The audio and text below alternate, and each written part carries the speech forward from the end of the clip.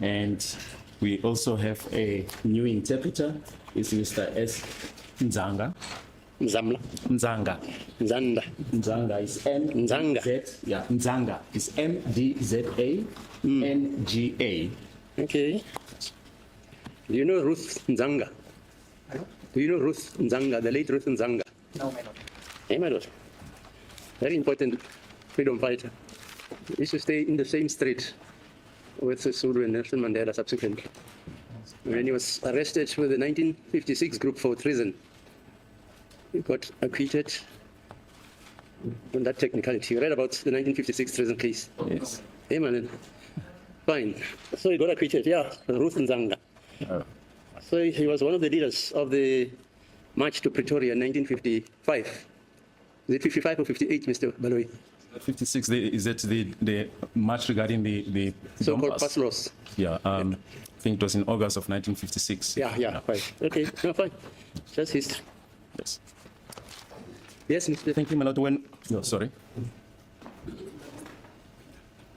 As it pleases the court, my lord, I do confirm that yesterday I received a call from Advocate Ngumalo, Yeah. requesting me to stand in for him for today and tomorrow, and then from Wednesday it will be Advocate Munyeki. He is currently seized with a matter in the Pietermaritzburg High Court, and he says to me he only got the communique on Friday that the matter is proceeding, hence he cannot be here today, my lord.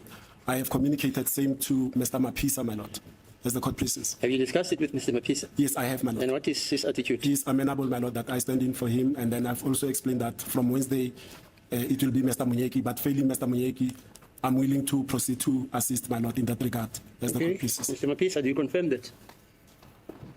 Yes, my lord. Okay.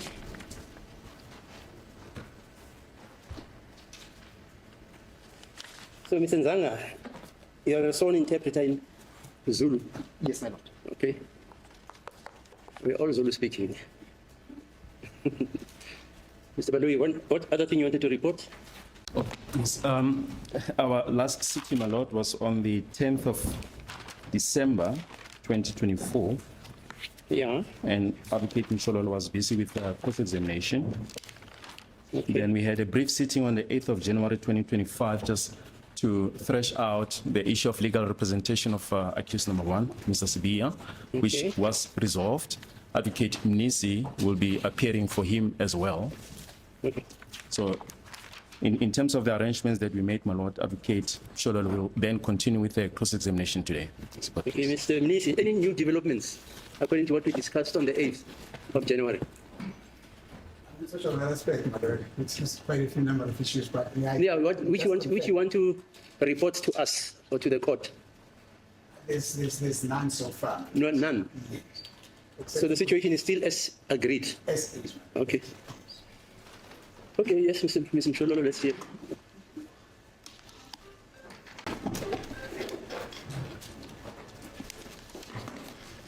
Still under oath, Brigadier. Court is now in session with a brand new interpreter for isiZulu. And my lord, I don't know what that inference was. Okay, my lord, he's back. Okay, he's back. Same old, same old. He starts with, I don't know what it is, with his dry humor. He might not. But you know what? He starts off by saying we all understand isiZulu here, which is... my understanding is Attorney Ramasipili does not. But you know what? Asikolapo, let's just go ahead and start the year, okay? Baloyi, summarizes what happened in the past. The last session, Mnisi takes over for accused number one, and Mshololo is still on the stand, cross-examining Brigadier Ginin, accused number 5, Fisaguhle Ntuli. So that is what is about to happen. Mshololo dives in. Here goes. Brigadier, last time when you testified, I had already covered the issue regarding the Polo silver grey that is alleged by Constable Zungu that it was driven on the date of the incident at a Basotho hostel. However, I just need to get to clarity on 2 dates, which is the 9th of February 2016. You remember that you testified that there is an infringement that was picked up on the 9th of February 2016, as well as on the 20th of March 2016. And in those 2 infringements, the car that was driven, the registration number for that motor vehicle was 79YZGP. Yes, I do You remember that evidence? the statement of Mr. Mshololo. Yes. Yasho khona njalo ke ummeli nje afuna ukuthi athole incazelo yalo osele akhulume ngayo umnomzana Constable Zungu uthi kunemoto ke kade kuyipolo esilver grey kanje kade kunamalanga amabili bakhulume ngawo ke ilanga la nge9 zaka February ngomnyaka ka2016 futhi nangelanga la nge20 zaka March ngomnyaka ka2016 ngaphisakhumbula yini lokho ke uyasho ukuthi ufakazi yebo. And this Polo that was driven, that is alleged to have been driven in 2016. In 2016, the color and its registration number, is it the same motor vehicle that is alleged to have been driven on the 26th of October 2014 when on the date of the incident?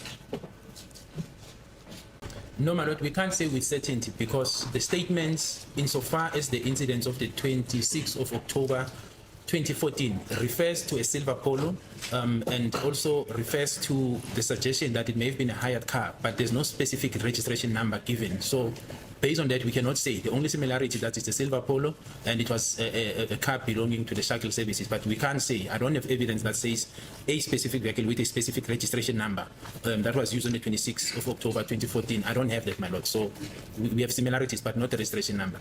Brigadier, is it correct that the only way in law in which you can identify a motor vehicle is by its registration number? Ngabe asinjalo ukuthi ngokomthetho wala iningizimu ukuze umuntu akhona ukapha imoto kumele ukuthi imoto ayikaphe ngombhaliso wayo yini? My lord, I think the question is too broad. Yes, if we are talking about the specification, that is now wanting to link the vehicle to its manufacturer. For example, this being a VW, to say, is it indeed a VW from Volkswagen South Africa? Then you need specification. You need a registration number, you need the VIN number, you also need the engine number, because then you confirm it, you confirm the details with the manufacturer. But when you talk to the Commission of Crimes, cars are described all the time by the description of how they look like. It's the same with suspects. People who describe a suspect in terms of the features, not necessarily the name of the suspect. So in my understanding, the same principle applies. If a suspect or a witness says, I saw a BMW 3 Series, tinted windows, and I think that vehicle had a sticker that is a construction vehicle or is an ACPS vehicle that was present when the offense was committed, and you happen to find a similar vehicle during the course of investigation, there are similarities, my lord. But yes, if you want to talk to specific identification, you will need the engine number, the VIN number, the chassis number, and the registration number, my lord. With the registration number of a motor vehicle, you can be able to get the names and the ownership of that specific motor vehicle. That is correct, my lord. Did Constable Zungu give you the registration number for the said Polo vehicle that he identified at Basuto Hostel on the 26th of October 2014? No, he didn't, my lord, because he didn't recall the registration number, so far as I can remember. There's a saying that normally goes, history is the best indicator of the future, or something along those lines. But I've never heard a saying that the future is the best indicator of the past. And I say this with reference, okay, with all due respect, because we've dealt with this matter. Words taken out of the Brigadier Geninda, that Mshololo says on the 9th of February 2016 and the 20th of March 2016, the Brigadier put on the record car infringements with regards to a car that accused number 5, Fisoguhle and Tuli, rented out from the shuttle company. And this was a silver gray VW Polo. And because it was silver gray in 2016, the future, but SENZO MEYIWA's SENZO MEYIWA's life was taken out on 2 years earlier, and Zungu is alleging that Fisoguhle Ntuli was driving a grey Polo. So because Zungu says it was a grey Polo, and then the future shows he was renting a grey Polo, does that mean that makes sense? It makes no sense, okay? Even as I'm saying this, it makes no sense. So shout out to Mshololo, great job on that question, pinning down that we cannot use a future occurrence to determine the past because he did not own the vehicle. He did not own the vehicle, and the Brigadier failed to bring evidence that shows that he had rented indeed any car on the night of the passing of the goalkeeper, SENZO MEYIWA. Let me know your thoughts on that. Mshololo then moves on to say, no problem. But the law also says that you can identify a vehicle by its registration number. And it is that moment Brigadier's floodgates were opened. He went into a long, lengthy discussion, says, well, it all depends. If you're trying to link a vehicle to a manufacturer, then you need the registration number, VIN number, engine number. Sir, that is not the question. Okay, that is not the question. Mshololo was so specific. She said a registration number. But Gininda goes on to say, well, you know, in the commission of a crime, we accept descriptions of vehicles if the person doesn't have the registration number. Mshololo then proceeds with the final nail in the coffin, and she says, did Zungu give you a registration number? We could barely hear Gininda because he said no. So here's the thing. In Zungu's defense, and that's very rare coming from me, in Zungu's defense, the Nganekwane would not have made sense had he produced a registration number for a vehicle. It would not have made any sense. It would have taken the Nganekwane to be too made up. Because where did you get the registration number? And you remember this registration number as you're doing your statement in 2024? 2023? His memory would be so photogenic. Crazy to me. But yeah, that is a first part that went down in court. Let me know your thoughts. Definitely want to hear from you. Remember to like, comment, and subscribe. I'll meet you in the comment section. And as well, if you're watching from outside the club, it's a new session. Go ahead and subscribe so that you get notifications on my next upload. Thanks for watching. I'll catch you in my next upload.